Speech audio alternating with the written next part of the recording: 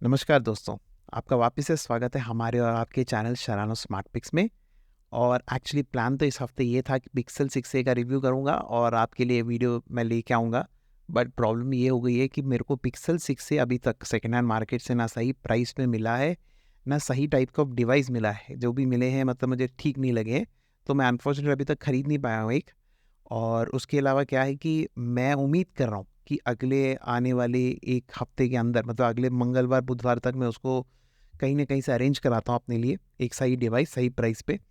उसके बाद मैं सोच रहा था कि एक 10 दिन लूँगा, उसको थोरोली टेस्ट करूँगा और आपके लिए एक वीडियो ज़रूर लेके आऊँगा। तो सबसे पहले उसके लिए माफ़ी चाहता हूँ, बट पिक्सल 6 का वीडियो ज़रूर इस चैनल पे आएगा। और तो मैंने सोचा को क्यों ना इस हफ्ते मेरे पास कोई ऐसा कुछ ऐसा डिवाइस था नहीं और ख़ास डिवाइस मेरे पास कुछ था नहीं कि जिसको मैं रिव्यू कर पाऊँ पिक्सल 6a की जगह। वन प्लस 8 का भी मैंने ट्राई किया, मुझे मिला नहीं, हालाँकि वो भी उसका भी रिव्यू मैं आपको ज़रूर जल्द लेके आऊँगा। बट मेरे पास फ़िलहाल वो डिवाइस नहीं है, तो मुझे दोनों डिवाइसेज़ नहीं मिले, तो अनफॉर्चुनेटली माफ़ करिए उसके लिए। तो मैंने सोचा चलो पॉडकास्ट ही बना देते हैं क्योंकि यूट्यूब का एक नया फ़ीचर है, तो मैंने बोला चलो उसको ट्राई करते हैं। तो चलिए आज का जो टॉपिक है उसको उसके साथ शुरुआत करते हैं। और हाँ, एक और चीज़, पिक्सल 5 का टिप्स एंड ट्रिक्स हमारे एक दोस्त ने कमेंट करके माँगा था गूगल पिक्सल 5 के वीडियो में। तो बेसिकली पिक्सल 5 तो मेरे पास नहीं है, पिक्सल 5a है। उसके टिप्स एंड ट्रिक्स लगभग क्योंकि दोनों का सॉफ्टवेयर एक ही है, पिक्सल 5 और 5a का। बस फ़र्क ये है कि पिक्सल 5 में आपको वायरलेस चार्जिंग मिलती है, तो बैटरी शेयर का एक एक्स्ट्रा ऑप्शन मिलता है, जो आपको पिक्सल 5a में नहीं मिलता। वरना हार्डवेयर भी देखें काफ़ी हद तक दोनों का प्रोसेसर सेम है। हालाँकि ऑब्वियसली बिल्ड क्वालिटी उतनी प्रीमियम नहीं लगती है पिक्सल 5a की, बट उससे कुछ फ़र्क नहीं पड़ेगा, सॉफ्टवेयर एक ही है। तो मैं पिक्सल 5a के साथ टिप्स एंड ट्रिक्स का वीडियो ज़रूर लेके आऊँगा, आपका जल्द से जल्द लेके आऊँगा मैं आपके लिए, उसके ऊपर काम चल रहा है। और प्रोबेबली उसके बाद नेक्स्ट वीडियो में गूगल पिक्सल 6a का मैं उम्मीद कर रहा हूँ मैं डाल पाऊँगा मेरे हिसाब से।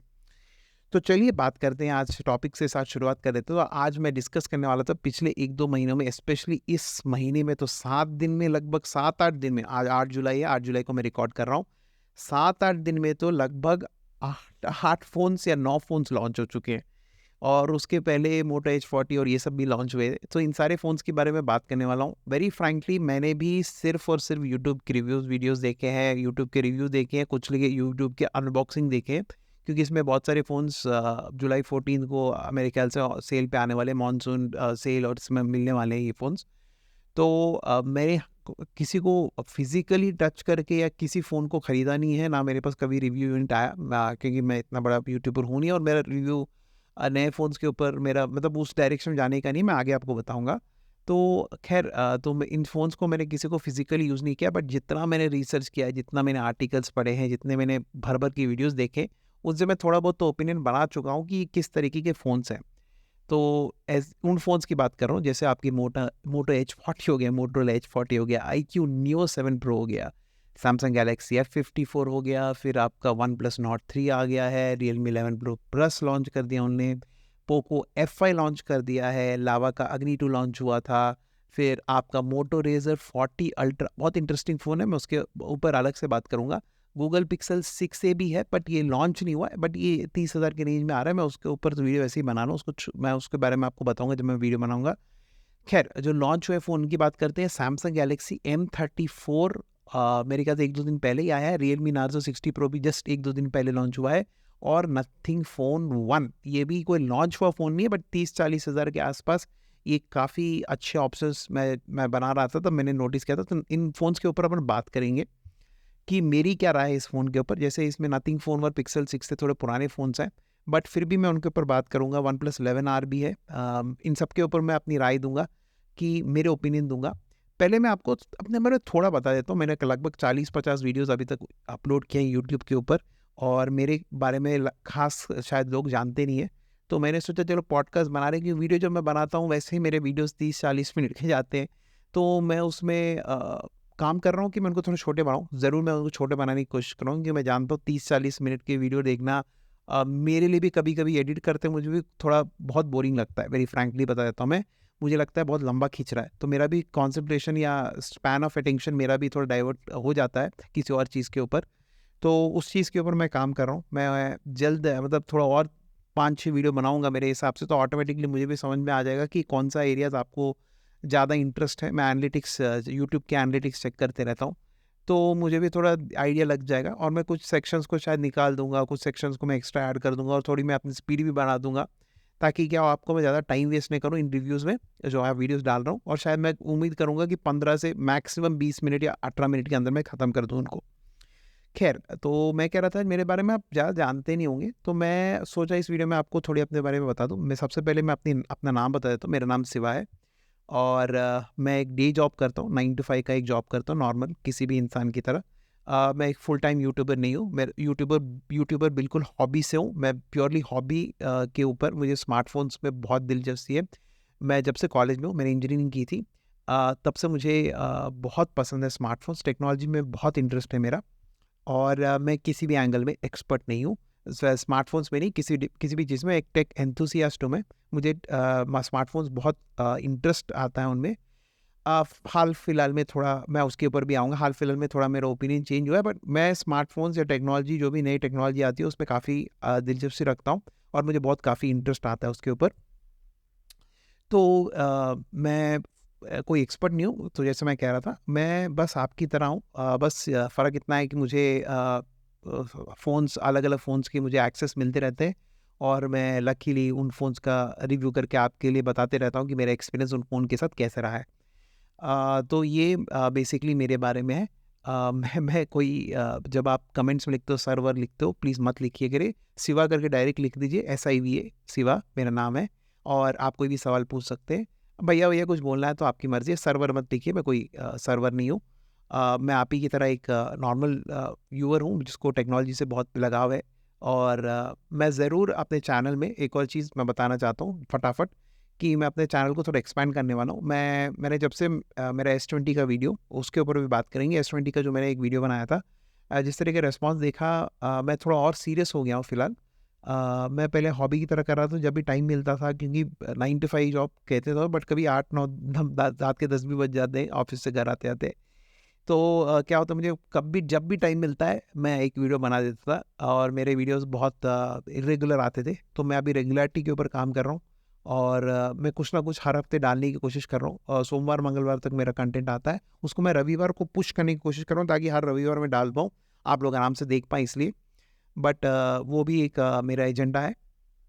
अब वो भी मैं कोशिश कर रहा हूँ कि रविवार को वीडियो, पर क्या होता है कि सैटरडे कभी छुट्टी होती है मेरी, कभी नहीं होती है। तो एडिट वेडिट करने में क्योंकि थोड़ा बहुत एडिट करना पड़ता है, क्योंकि मेरी जो वीडियोज़ है वो, जैसे मैं कह रहा था, मैं एक शॉट में निकालने की कोशिश करता हूँ, बट उसमें बहुत सारी चीज़ें ऐड करनी पड़ती है। तो फिलहाल मैं एक ही इंसान हूँ, मैं सारे कुछ अपने ए टू ज़ेड करता हूँ। मेरे एक कॉलीग हैं जो मेरे सेकंड हैंड मोबाइल खरीदने में मदद करते हैं।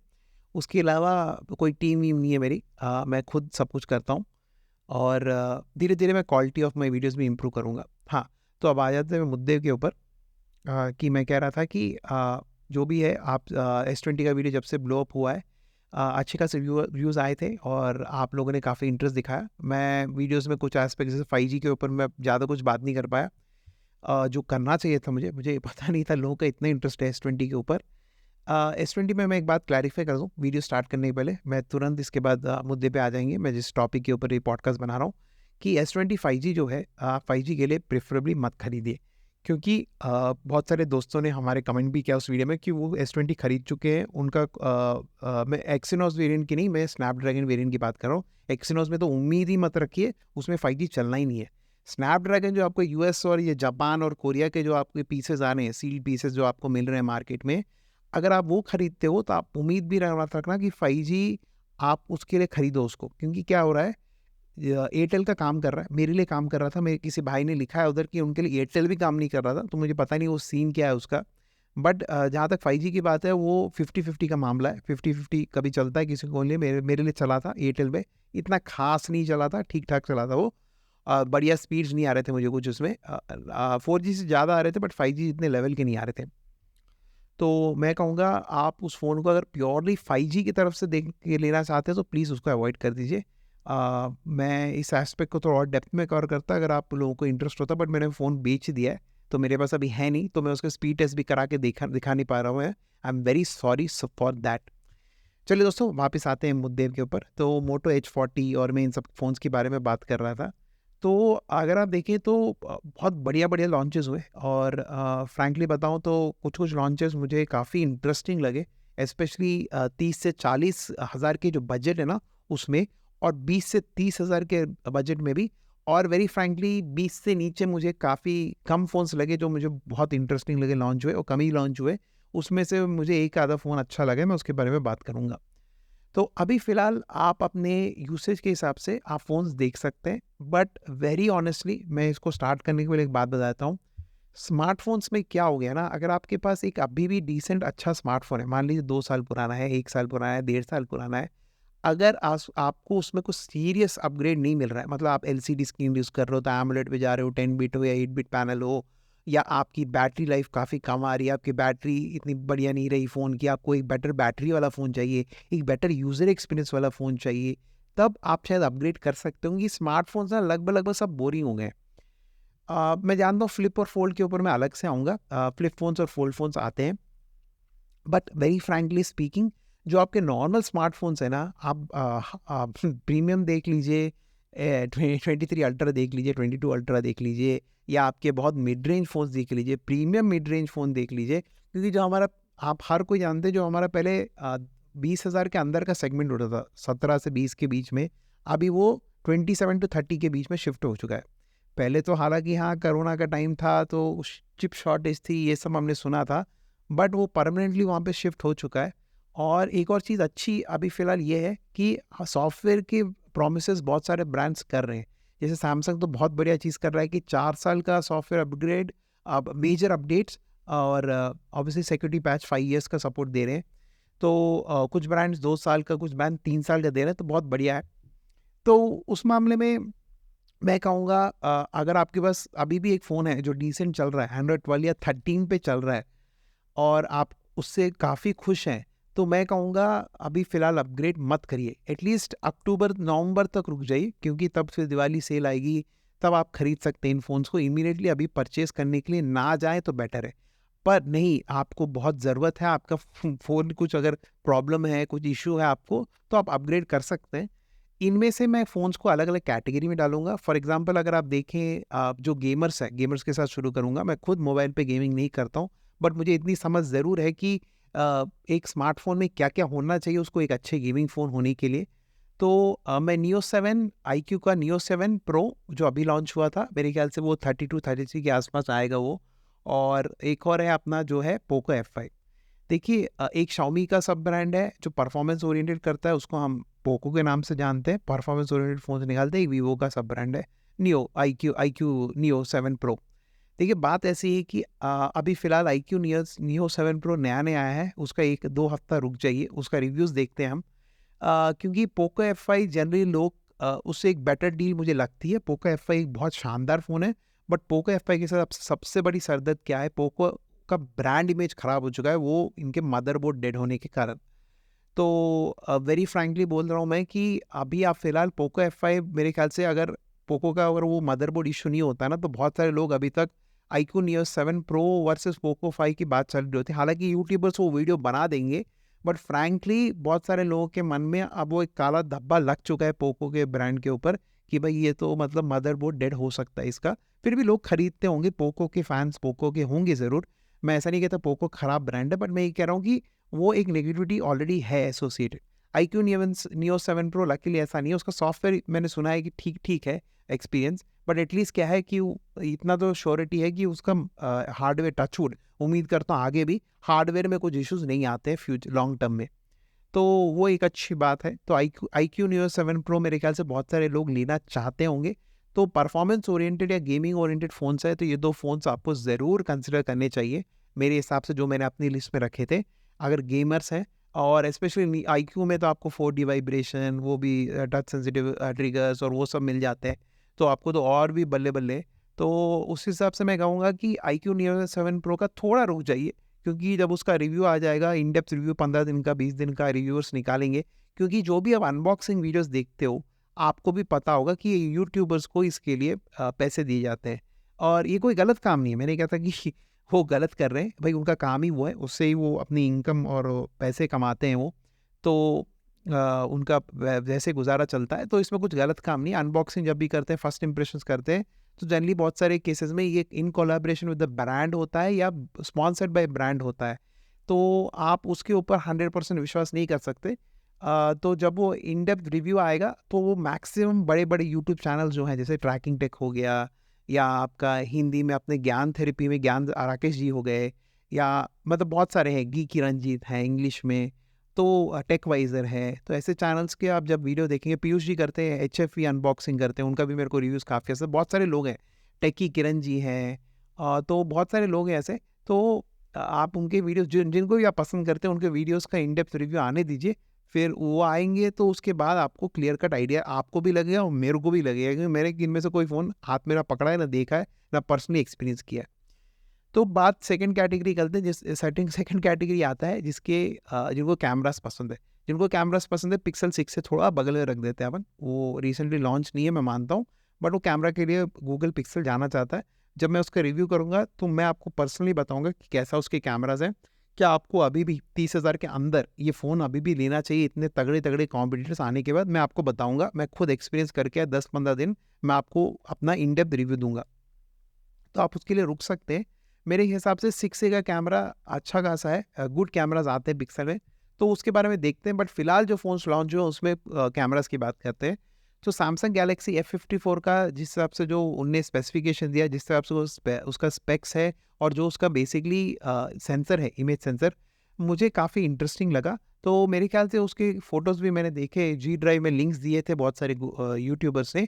तो जब मैंने खुद पर्सनली उनको चेक किया, मुझे लगा उनके सैमसंग गैलेक्सी F54 के कैमरास मुझे काफ़ी इंप्रेसिव लगे। और उसके अलावा मेरे को तो वैसे नथिंग फ़ोन 1 के कैमरास भी काफ़ी डिसेंट लगते हैं। मैं नहीं कहता बहुत बढ़िया, बट डिसेंट लगता है। और मुझे तो मतलब जो अभी लॉन्च हुए उनमें से इनमें काफ़ी मुझे लगा कि बहुत वैल्यू फॉर मनी लगे। मैं ये नहीं कहता कि मोटो रेज़र 40 अल्ट्रा के कैमरास ख़राब है, ये है, वो नहीं। बट प्रॉब्लम ये है कि जिस प्राइस पे वो लॉन्च हो रहा है, उस प्राइस के हिसाब से मुझे कैमरा फ़ोन काफ़ी इंटरेस्टिंग लगे।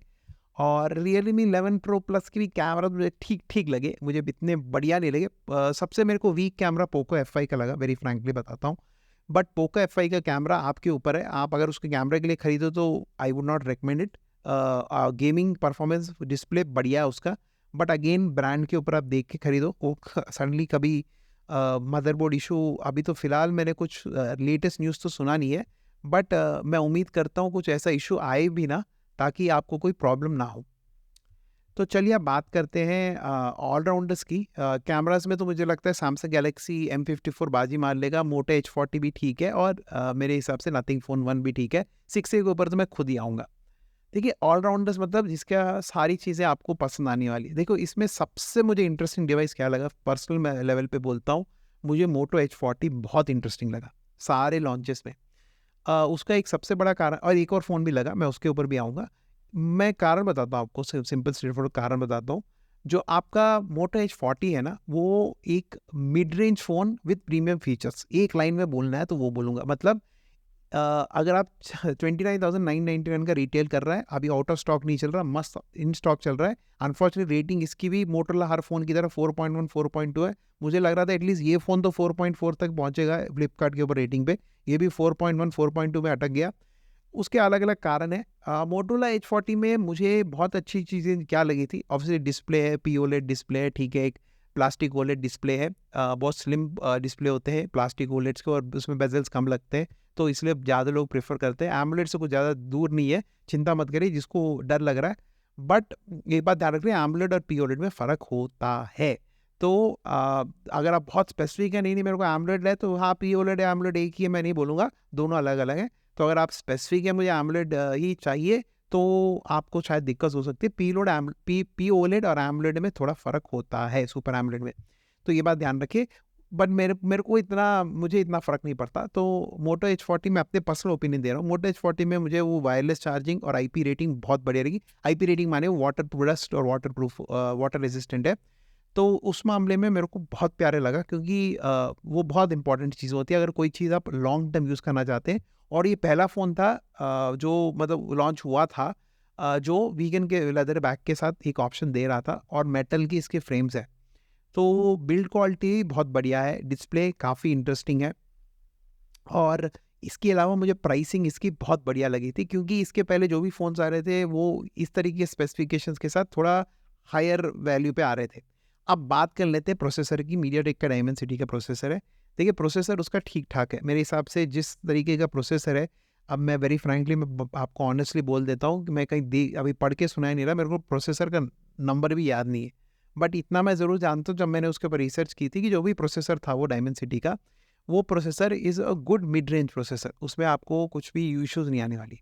मोटो में सिर्फ ये प्रॉब्लम आएगी आपको कि भाई उसमें अपडेट्स के इश्यू हो सकते हैं, क्योंकि मोटोरोला के फ़ोन्स में एंड्रॉयड 13 अब मिल रहा है, तो थोड़ा अपडेट का इश्यूज़ तो लग रहा है उसमें। अब मुझे पता नहीं, क्योंकि स्टॉक मैं बहुत सारे लोगों से सुनता हूँ कि मिड रेंज में सबसे बेस्ट यूआई बात करते हैं लोग मोटोरोला के यूज़र इंटरफेस की। तो उस हिसाब से मैं कहूँगा कि वो ज़रूर अच्छा होगा, बट अपडेट्स के मामले में थोड़ा ये वीक है। अब फटाफट आ जाते हैं दूसरे फ़ोन पे, नथिंग फ़ोन 1। नथिंग फ़ोन 1 काफ़ी इंटरेस्टिंग फ़ोन है, पुराना फ़ोन है, मैं जानता हूँ, थोड़ा ओल्ड फ़ोन है, बट नया लॉन्च नहीं है। बट मुझे वो भी फ़ोन काफ़ी अच्छा लगता है, डिसेंट लगता है, कैमराज़ अच्छे हैं, सब कुछ अच्छी है। बट एक बात ध्यान रखिए, मैं कहूँगा अभी मत खरीदिए, क्योंकि हालाँकि अभी कम प्राइस में बिक तो रहा है, इससे और कम प्राइस में आपको मिलेगा जब नथिंग फ़ोन 2 लॉन्च होगा, या किसी सेल नथिंग फ़ोन 2 के लॉन्च के बाद में आपको कम में मिलेगा। तो मैं कहूँगा नथिंग फ़ोन 1 इमीडिएटली मत बाय करिए, उसका प्राइस गिरेगा। तो मैं कहूँगा आप थोड़ा दिन रुक जाइए, नथिंग फ़ोन का 1 का प्राइस मेरे हिसाब से गिरेगा जब नथिंग फ़ोन 2 लॉन्च हो जाएगा। नथिंग फ़ोन 2 ज़्यादा दूर नहीं है, ब्रिटिश समर करके बोला था कालपे ने, बट मेरे हिसाब से ब्रिटिश समर मतलब जुलाई के एंड में या अगस्त के स्टार्टिंग में आपको वो फ़ोन दिख जाना चाहिए। मेरे हिसाब से इस महीने में ही दिख जाएगा आपको वो फ़ोन। तो आप थोड़ा रुक जाइए, उसके स्पेसिफिकेशंस भी बाहर आ गए हैं। वो मेरे ख्याल से हालाँकि महँगा होगा, वो 45, 42, 43 पे आएगा, 1000 पे आएगा नथिंग फ़ोन 2। आप वो भी लेना चाहते हैं तो ले सकते हैं, पर आप रुक जाइए उसके लिए। तो अगर आप वो लेना चाहते हैं फिर भी आपको रुकना पड़ेगा, नथिंग फ़ोन लेना है तो फिर 1। नथिंग फ़ोन 1 में एक और कमी मैंने देखी है, बहुत सारे लोग कॉमन कंप्लेंट करते हैं कि उसका डिस्प्ले इतना अच्छा नहीं है। मैंने भी पर्सनली देखा है, हाँ, ये फ़ोन को मैंने पर्सनली देखा है। इसको मैंने एक आधा घंटा चलाया है, मेरे दोस्त के पास था, तो इसके ऊपर मैं कह सकता हूँ डिस्प्ले मेरे को इसका थोड़ा वीक लगा। मतलब नहीं कि कलर्स-वलर्स के मामले नहीं, ब्राइटनेस के मामले में मुझे थोड़ा वीक इसका डिस्प्ले लगा था। ये ज़रूर मुझे लगा था। ये सॉफ्टवेयर से इम्प्रूव होने वाली चीज़ नहीं है, उसका डिस्प्ले ही ऐसा है कि वो इतना सुपर ब्राइट नहीं लगता है। ये मुझे एक इश्यू इसमें लगा था। अब बात कर लेते हैं एक और, मैं ऑलराउंडर बोलने के मतलब मुझे लगा काफ़ी हद तक ऑलराउंडर है, आपका है सैमसंग गैलेक्सी F54। मुझे काफ़ी हद तक ऑलराउंडर इसलिए लगता है क्योंकि इसमें जो कैमराज़ है वो अच्छे हैं, डिस्प्ले ऑब्वियसली सैमसंग का है, एमोलेड डिस्प्ले है, और सबसे बड़ी बात इसमें आपको वन यूआई मिलता है, जो सैमसंग का मेरा one of the most favourite user interface है। मुझे काफ़ी अच्छा लगता है ये, और इसमें आपको सॉफ्टवेयर अपडेट्स 100% मिलेंगे, और अच्छे खासे टाइमली सॉफ्टवेयर अपडेट मिलेंगे। तो ये एक अच्छी बात रहने वाली है आपके लिए। तो सैमसंग गैलेक्सी F54 भी मैं डालूँगा एक ऑलराउंडर कैटेगरी में। बट एक बात ध्यान रखिएगा कि इसमें एक्सिनोस का प्रोसेसर है, और मैं पर्सनली एक्सिनोस के प्रोसेसर को पसंद नहीं करता, आप जानते हैं। बट एक मिड रेंज फ़ोन के लिए मुझे एक्सिनोस प्रोसेसर से इतनी शिकायत नहीं है। काफ़ी डिसेंट प्रोसेसर होते हैं मिड रेंज फ़ोन्स के लिए। मैं अगर वही S23 और S23 अल्ट्रा अगर एक्सिनोस के साथ निकालते तो मैं बिल्कुल मना कर देता, क्योंकि उस प्राइस में जिस तरह के एक्सिनोस की परफॉर्मेंस होती थी वो बेकार है। बट जिस प्राइस में ये आ रहा है, मतलब 30-40 हज़ार के अंदर, ये 50 हज़ार के अंदर भी फ़ोन में अगर एक्सिनोस आ रहा है, तो मैं उसको उतना बुरा नहीं मानता। हाँ, सैमसंग वालों के लिए एक छोटी सी बात है कि सैमसंग का अपना S21 FE 5G आने वाला है सैमसंग का, तो उसके लिए ध्यान रखिए, वो स्नैपड्रैगन के प्रोसेसर के साथ आएगा, तो वो भी एक लॉन्च हो सकता है। S23 FE आएगा या S21 FE आएगा 5G, देखेंगे। रूमर्स तो दोनों के चल रहे हैं, तो जो भी आएगा वो भी एक अच्छा ऑप्शन बन सकता है। तो आप रुक सकते हैं तो रुक जाइए। शायद वो आपको थोड़ा और एक्सपेंसिव प्राइस मिलेगा, 45-50 तक भी आ सकता है। मेरे हिसाब से 45 टू 50 के बीच में शायद वो उसको प्राइस करेंगे। तो अगर आपका बजट उतना तक है तो आप थोड़ा रुक जाइए, आप बेटर वही खरीद लीजिए, क्योंकि वो मेरे ख्याल से आपको ज़्यादा एक वैल्यू फॉर मनी देगा, क्योंकि स्नैपड्रैगन का प्रोसेसर जो भी हो, स्नैपड्रैगन का प्रोसेसर ही होता है। तो वो मेरा पर्सनल ओपिनियन है। मैं आपको बस बताना चाहता था कि S21 FE भी आने वाला है 5G स्नैपड्रैगन प्रोसेसर के साथ, या S23 FE आएगा, देखेंगे वो कौन सा वाला आने वाला, बट दोनों में से एक तो ज़रूर आएगा, इतनी तो अभी श्योरिटी लग रही है। तो ऑलराउंड इस कैटेगरी में मैं इन सबको रखूँगा। और बात कर लेते हैं बाकी फ़ोन्स की, जो मैंने जिनके ऊपर बात नहीं की है। एक तो आ गया आपका, जैसे मैं कह रहा था, वन प्लस नॉट 3 और रियलमी 11 प्रो प्लस। मुझे ऑनेस्टली बताऊँ, मुझे अगर आप वन प्लस नॉट सीरीज़ को देखो, बहुत पॉपुलर सीरीज़ है और एक बहुत अच्छे सीरीज़ मैं मानूँगा वन प्लस की तरफ से। अगर आपको वन प्लस का फ़ोन ही चाहिए ना, मैं वेरी ऑनेस्ट अपना ओपिनियन देता हूँ इसके ऊपर, थोड़ा कंट्रोवर्शियल लग सकता है आपको। देखो, वन प्लस का जो नॉट 3 से मैं प्रेफर करूँगा वन प्लस 11R की तरफ देख सकते हो, क्योंकि इतना ह्यूज फ़र्क नहीं है, क्योंकि उनने 16 GB 256 GB का वेरिएंट मेरे ख्याल से 37-38 का प्राइस कर दिया है। आप और 3-4 हज़ार बढ़ाओगे ना तो वन प्लस 11R ही मिल जाएगा आपको। और वेरी फ्रैंकली मुझे लगता है OnePlus 11R is a far better purchase compare to OnePlus Nord 3। अगर आप 32-33 रेंज में देख रहे हैं, तो उस प्राइस में अगर आप वो वाला वेरिएंट ले लेते हो, ठीक है, मैं कहूँगा कि हाँ, आप मतलब मैं जानता हूँ इंडिया एक बहुत प्राइस सेंसिटिव मार्केट है, 1000-2000 में भी लोग सोचते हैं, बट मैं मना नहीं कर रहा हूँ। बट मैं ये इस हिसाब से देख रहा हूँ कि अगर वन प्लस नॉट 3 आप लेते भी हो, जो मेरे ख्याल से 8 से 9 हज़ार फ़र्क है, अगर उसका बेस वेरिएंट भी देखें 11R से। बट मुझे ये लगता है कि अगर आप नॉट 3 ले भी लोगे, अगर आप लेते हो भी उस फ़ोन को, उसमें कोई हर्ज नहीं है। बट मुझे लगता है कि इनने बहुत बहुत मतलब मुझे लग रहा था कि 30-29 के आसपास आएगा फ्रैंकली। मुझे लग रहा है थोड़ा-सा इनने उसको ओवर प्राइस किया, मैं फ़ील करता हूँ। वन प्लस के फ़ोन जनरली अच्छे होते हैं और मेरे ख्याल से ये फ़ोन अच्छा भी होगा। बट मैं आपको कहूँगा कि एक बार वन प्लस 11R की तरफ ज़रूर देखिएगा। अगर आपके पास बजट बहुत टाइट है, तो वन प्लस नॉट 3 लेने में कोई हर्ज नहीं है। बट वेरी फ्रैंकली मुझे लगता है, अगर आपका बजट है, तो वन प्लस 11R की तरफ ज़रूर देखिएगा। मुझे फ़ोन काफ़ी इंटरेस्टिंग और अच्छा लगा था, क्योंकि मैंने उसका इन हैंड फ़ील भी, हाँ, वन प्लस 11R का मैंने इन हैंड फ़ील एक्सपीरियंस किया है। मुझे काफ़ी अच्छा लगा वो फ़ोन। वन प्लस नॉट 3 का तो मुझे आइडिया ही नहीं है, और वो तो रिसेंटली मैंने स्पेक्स वेक देख के मुझे लग रहा था कि वन प्लस 11R एक बेटर बाई हो सकता है नॉट 3 के कंपैरिजन में। बट आपका टाइट बजट है, आपको वन प्लस का फ़ोन चाहिए, तो नॉट 3 की तरफ आराम से देख सकते हो। उसमें कोई इतनी बड़ी कोई नेगेटिविटी नहीं है। बट जैसे मैं कह रहा था, रीसेंट लॉन्च है, थोड़ा-सा रुक जाइए, उसका फुल रिव्यू आने दीजिए। अगर रुक सकते हैं तो अक्टूबर तक रुक जाइए। सेल-वेल में एटलीस्ट प्राइस डिस्काउंट नहीं तो कुछ ना कुछ उसके साथ फ्री-वी कुछ ना कुछ आपको ऑफ़र मिल जाएगा उसके ऊपर। तो मैं कहूँगा आपसे, आप थोड़ा-सा इंतज़ार कर लीजिए। अब आगे बात करते हैं रियलमी 11 प्रो प्लस की।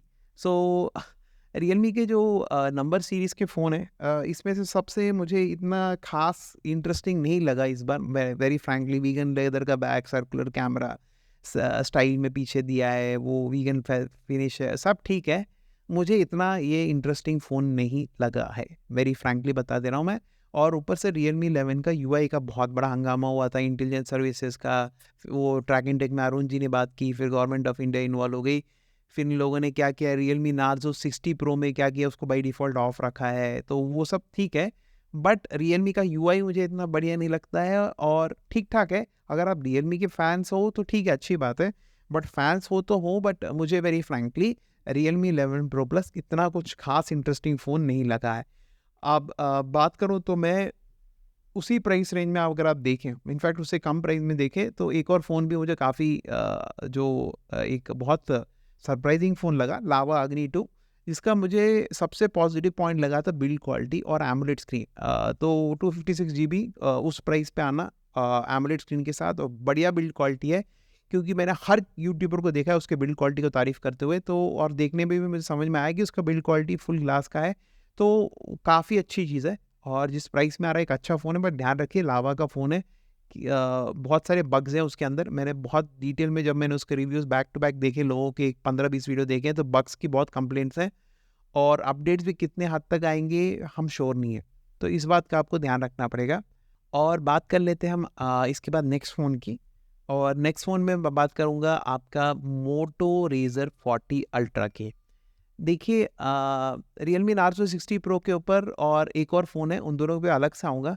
पहले हम फ़ोल्डेबल और फ्लिप फ़ोन्स की बात कर लेते हैं। देखिए, मोटो रेज़र 40 अल्ट्रा एक बहुत इंटरेस्टिंग फ़ोन है, और 40 भी बहुत, रेज़र 40 जो जिसमें आपको नॉर्मल स्क्रीन मिलता है बाहर, जिस पे आप कुछ खास कुछ देख नहीं सकते, सिर्फ टाइम वाइम वो सब देख सकते हैं, जो 55-60 के आसपास इन लोगों ने प्राइस किया 1000 के। और 40 अल्ट्रा जिसमें सामने की तरफ आपको छोटा सा 3.6 इंचेस का एक बढ़िया सा स्क्रीन मिल जाता है, जिसपे आप सारे काम कर सकते हो। और उसको जब आप अनफोल्ड करते हो 6.9 इंचेस का 165 हर्ट्ज 166 हर्ट्ज का कुछ डिस्प्ले है उसका, तो वो सब अच्छी चीज़ें हैं। बट मैं आपको एक चीज़ बताऊँ वेरी फ्रैंकली, अगर फोल्ड की बात करूँ या मैं फ्लिप की बात करूँ, अगर आपके पास बजट है तभी आप इसकी तरफ देखिएगा। क्योंकि फ्रैंकली बताता हूँ मैं आपको कि ये ड्यूरेबल फ़ोन्स जनरली नहीं होते। क्योंकि अगर आप देखो भी, फ्रैंकली अगर आप ऑनलाइन जाइए और फोल्ड 4 का रिव्यू देखिएगा, Z फोल्ड 4 सैमसंग का, और उसका 2.6 ऑन अमेज़न है और कुछ 3 के आसपास फ्लिपकार्ट में है। फ्लिप का भी यही हाल है, 3.8 है। फ्लिप 4 की बात कर रहा हूँ सैमसंग की। तो ये फ़ोन्स ना ड्यूरेबल नहीं होते। अगर आपके पास उसके अगर 1 लाख का फ़ोन है, अगर आप ऐसे हैं कि जो आपने फ़ोन के ऊपर 1.5 लाख से 2 लाख, मतलब 1 लाख का तो फ़ोन है, 1.5 लाख से 2 लाख क्यों बता रहा हूँ मैं बताता हूँ। अगर आप रखने का आपका अगर है कि इतना बजट है, फिर आप इन फ़ोन्स को खरीद सकते हैं। ईएमआई वीएमआई लेकर मैं कैसे भी मैनेज करके, मुझे बहुत इंटरेस्टिंग लग रहा है, टैबलेट बन फ़ोल्डेबल फ़ोन के केस में टैबलेट बन जाता है, तो मेरे को टैबलेट अलग से लेने की ज़रूरत नहीं है, मैं खरीद लेता हूँ। या फ्लिप फ़ोन, मुझे छोटा-सा डिस्प्ले बाहर मिल रहा है, देखने में कूल लगेगा, ये सब है। इसके लिए आप ईएमआई करके खरीद रहे हो, उसके चक्कर में खरीद रहे हो, तो मैं आपको रिकमेंड नहीं करूँगा। तो क्योंकि उसका सबसे बड़ा कारण क्या है कि ये जो फ्लिप फ़ोन्स होते हैं जनरली ड्यूरेबल नहीं होते। मैं उम्मीद करता हूँ रेज़र 40 अल्ट्रा ड्यूरेबल निकले, बट जो भी हो फोल्डिंग फ़ोन्स ही अभी इनको ड्यूरेबिलिटी के मामले में बहुत आगे जाना है, इसलिए एप्पल स्मार्ट है, एप्पल ने अभी तक लॉन्च नहीं किया है। आपको ड्यूरेबिलिटी के इश्यूज़ मैं इसलिए बता रहा हूँ क्योंकि क्या होता है ना कि ये रिपेयरेबल बहुत कम होते हैं, इनको रिपेयर करना बहुत मुश्किल होता है ऐसे फ्लिप और फोल्ड फ़ोन्स को, और जब रिपेयर कॉस्ट आती है तो 60-70 हज़ार तक जाता है। तो आप सोच लीजिए फ़ोन का लगभग 50 टू 60% आप इसके रिपेयर कॉस्ट में दे देते हो, अगर रिपेयर की ज़रूरत पड़ी तो।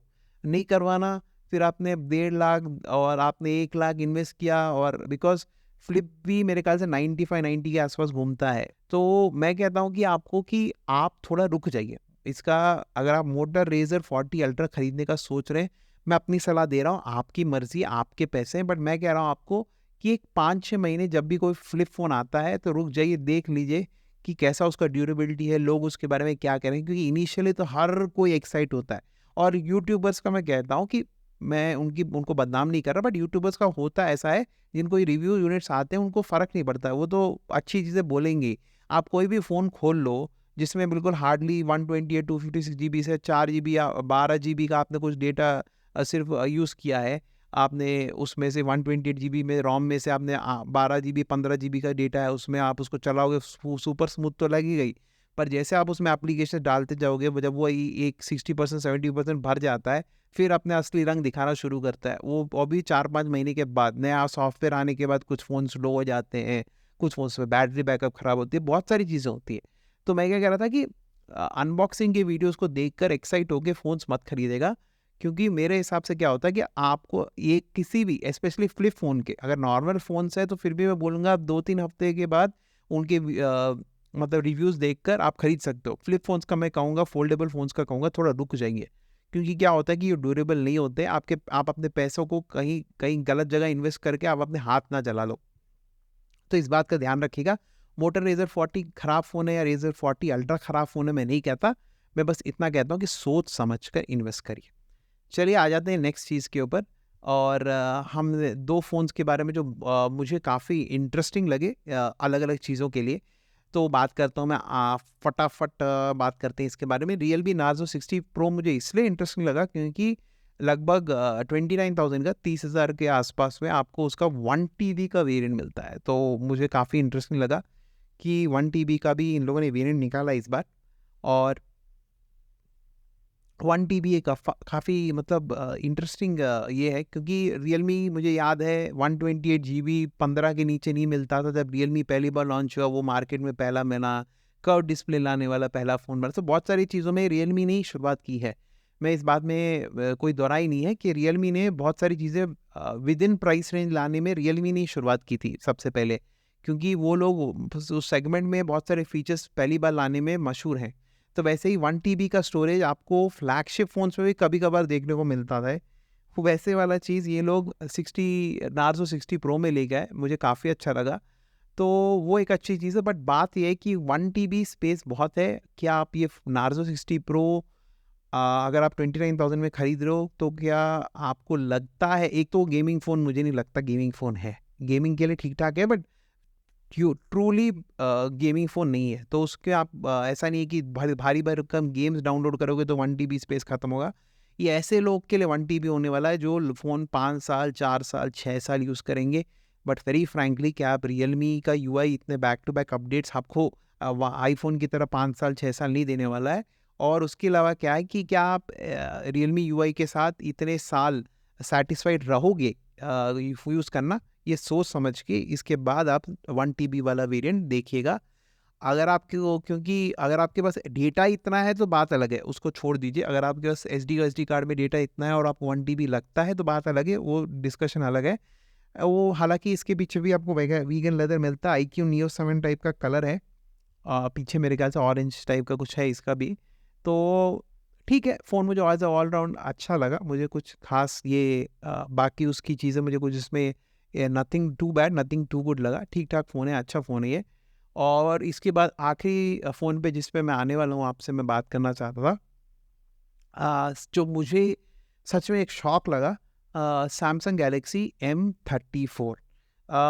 इसमें एक्चुअली रिव्यूअर्स एक छोटी-सी चीज़ छोड़ दे रहे हैं, यूट्यूबर्स बहुत सारे लोग इसके ऊपर बात नहीं कर रहे कि इस फ़ोन में सब अच्छा है। मतलब मैं जानता हूँ M33 का एक्सिनोस 1280 प्रोसेसर डाला है उन लोगों ने।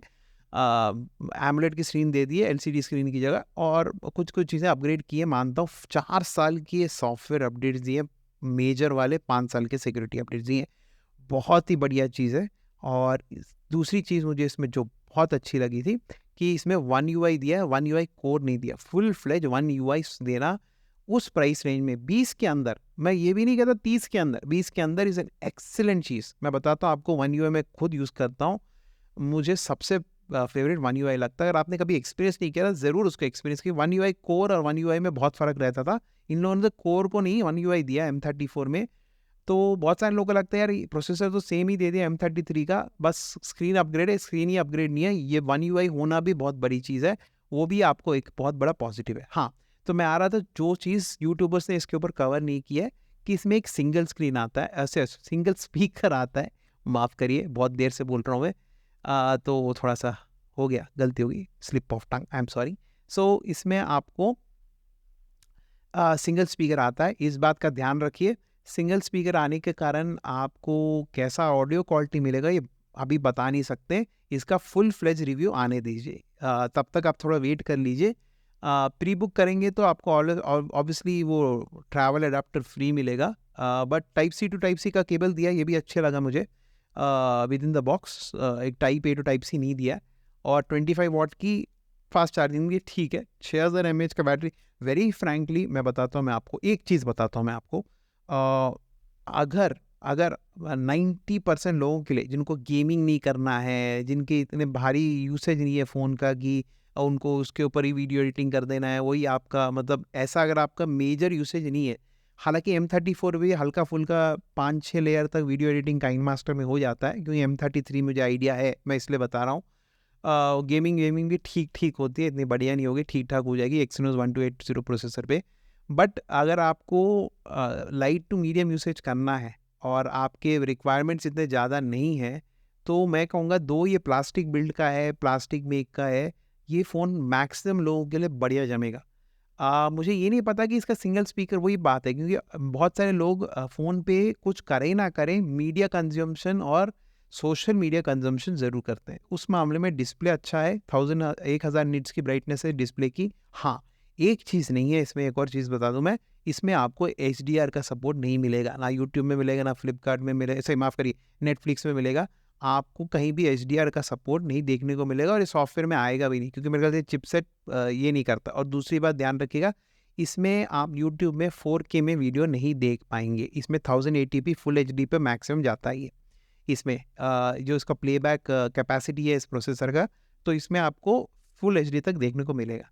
अगर आप इन सब के साथ ओके हैं 5G के 11 बैंड से, तो मस्त 5G देखने को मिलेगा, उसमें तो कोई टेंशन ही नहीं। तो और वैसे भी 1280 अच्छा प्रोसेसर है, 5G के मामले में ठीक-ठाक, आई मीन गुड प्रोसेसर है वो।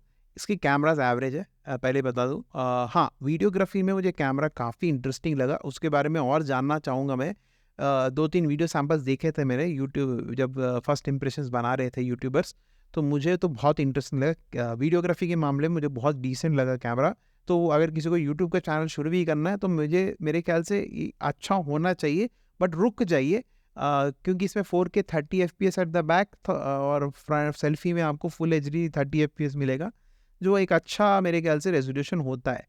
क्योंकि कितना भी आप यूट्यूब में लोग देखना तो उसको कम रेजोल्यूशन पे पसंद करते हैं, आप 4K पे अपलोड करो ना करो। तो उस हिसाब से मैं रेजोल्यूशन के हिसाब से मैं इतना कुछ उससे नाखुश नहीं था। तो आपके लिए एक इंटरेस्टिंग फ़ोन बन सकता है ये। मैं कहूँगा बहुत सारे लोगों के लिए शायद इनफ रहे, बट डिपेंडिंग ऑन इसका सिंगल स्पीकर कितना अच्छा है। अगर इनने स्टीरियो डाल दिए होते तो मैं डंके की चोट पे बोलता कि ये बहुत वैल्यू फॉर मनी है, आराम से खरीद सकते हो। क्योंकि लोग media consumption, social media consumption maximum लोग करते हैं। बाकी सब चीज़ें उनके लिए इतनी मायने नहीं रखती कि गेमिंग-वेमिंग के ऊपर। तो ये उस मामले में 1280 एक अच्छा खासा आपको दे देता है। 4 साल का एंड्रॉयड अपडेट स्टार्टिंग विथ 13, ऐसा नहीं कि 12 का दे के बोल रहे हैं 4 साल, नहीं, 13 एंड्रॉयड 13 देते हुए फ़ोन के अंदर 4 साल, बहुत बड़ी बात है। अच्छा खासा फ़ोन आपका आएगा, 128 जीबी ले लोगे तो मेरे हिसाब से आपका है ही 128, बट 6 जीबी और 8 जीबी दो है, 8 जीबी वाला ले लो लंबा चलना है तो मेरे ख्याल से एक अच्छा बाई हो सकता है मेरे हिसाब से ये फ़ोन। तो मुझे इस मामले में काफ़ी इंटरेस्टिंग लगा। देखिए वीडियो अभी मैं आ गया हूँ पॉडकास्ट के एंड पे, तो बहुत देर तक मैंने बात की आपसे, लगभग 40 मिनट के ऊपर हो गया है। मैं आपसे इतना कहूँगा, मैंने अपनी राय आपसे शेयर कर दी, जो भी मुझे लगा इन फ़ोन्स के बारे में। तो अब आपके आगे आपकी मर्ज़ी है। मैं बस इतना कहूँगा कि अगर आपको सच में ज़रूरत है तो प्लीज़ अपग्रेड करिए, क्योंकि ये 10 बिट पैनल, 8 बिट पैनल या HDR10 प्लस, HDR, ये सब चीज़ें ना गुड टू हैव है, बट मस्ट हैव नहीं है।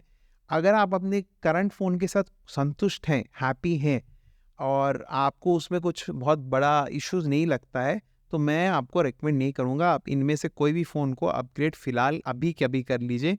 थोड़ा आप रुक सकते हैं तो अक्टूबर-नवंबर तक रुकिए, सेल आएगी, सेल में खरीदना बेहतर है, तब तक ये मॉडल्स भी 5-6 महीने पुराने हो जाएँगे, तब आपको एक क्लियर कट आइडिया लग जाएगा कि कौन कितने पानी में है, कौन-सा मॉडल। क्योंकि ऑन पेपर सब बढ़िया लगते हैं, बट आपको बाद में इश्यूज़ उसके बाहर आते हैं। तो मैं कहूँगा कि आप थोड़ा रुक जाइए।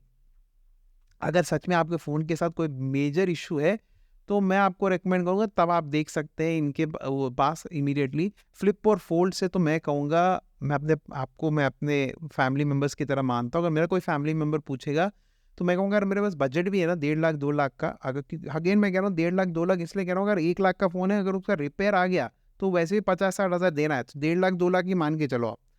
अगर 1.5 लाख 2 लाख का बजट होता भी ना, तो मैं फिलहाल फ्लिप और फोल्ड के ऊपर मैं इतना विश्वास नहीं करता, क्योंकि कभी-कभी ये फ़ोन ऐसे ये होते हैं ना कि कभी डेटा रिकवरी भी नहीं होती है। ऐसे ही कभी-कभी फ़ील होते हैं। और सर्विस के मामले में मैं कुछ ये नहीं कहूँगा कि सर्विस करके नहीं देते, बट मैक्सिमम केसेज़ में आपके ये रिपेयर नहीं होते, इसका आपको रिप्लेसमेंट ही मिलता है, जिसके लिए आपको 60 से 70 हज़ार अपनी जेब से निकालने पड़ते हैं। फ्लिप फ़ोन्स हो या आपके सैमसंग फ़ोन हो। तो मैं कहूँगा आपसे कि प्लीज़ आप थोड़ा सोच समझ के फ्लिप या फोल्ड लीजिए। कॉन्सेप्ट तो बहुत ही बढ़िया है, फोल्ड का स्पेशली मुझे भी बहुत इंटरेस्टिंग लगता है। फ्लिप का भी बहुत इंटरेस्टिंग कॉन्सेप्ट है, बट थोड़ा महंगा शौक है, तो देख के ज़रा। और फाइनली बात मैं इतना ही कहूँगा कि हार्डवेयर सबका लगभग ऊपर नीचे किसी का 10 मिलियन ऐसा, ये किसी का 1 मिलियन का, तो 10 लाख के ऊपर आ रहा है, किसी का एंटूटू किसी का 4 लाख आ रहा है, किसी का 8 लाख आ रहा है। ये सब छोड़ दीजिए।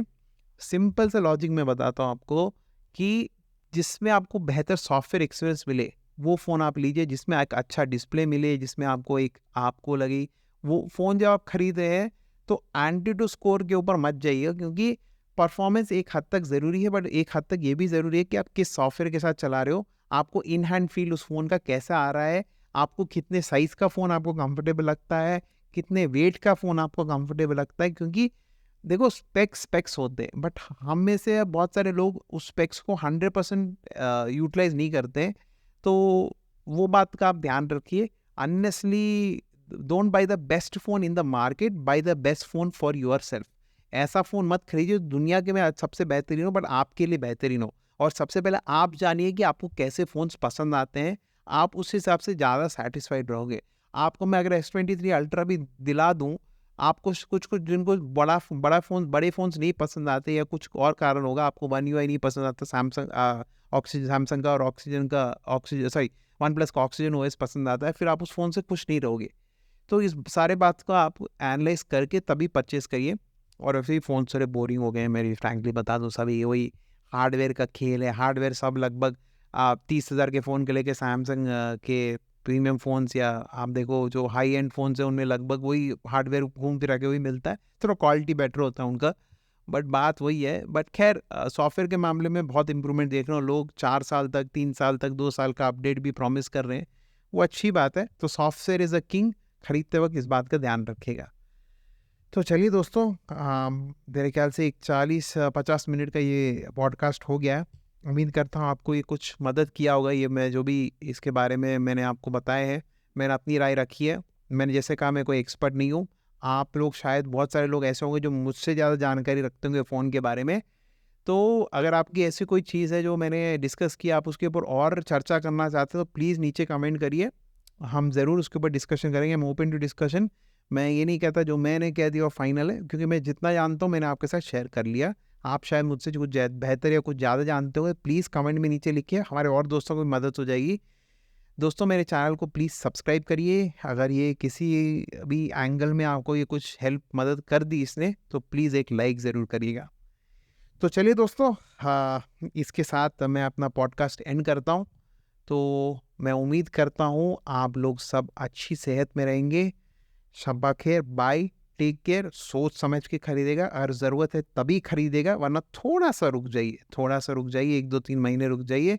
आपको यही फ़ोन्स बढ़िया प्राइसिंग में विथ और विदाउट कार्ड डिस्काउंट मिलने लगेंगे। धन्यवाद दोस्तों, thank you, take care, bye, शब्बा खैर।